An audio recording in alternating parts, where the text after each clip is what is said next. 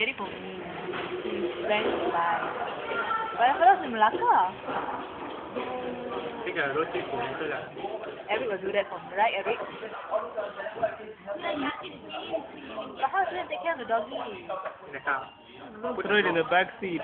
Oh, it's such a cute dog. Why? Don't kill the dog. I don't trust you like the dog mom. Why would I eat the dog? Hey, you throw in the back seat. What do you mean throw in the back seat? Oh, there's a big cage, you know. You're supposed to put at the Okay, then I'll put, passenger seat there. and then I keep reassuring the dog Huh? that Okay, just remember do not harm the dog. I won't harm the dog. You never know your game. I'll kill you. Maybe they see it. Okay. Okay, what was that? I think it's small one. I never really like small one. Okay. And then it's so weird. Then became ticklish and we stopped becoming ticklish. Yeah. I'm not ticklish. Okay. No, you're just forcing it. I don't know, not ticklish.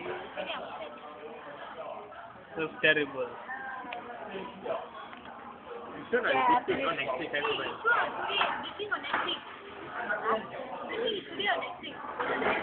Today, you said that one.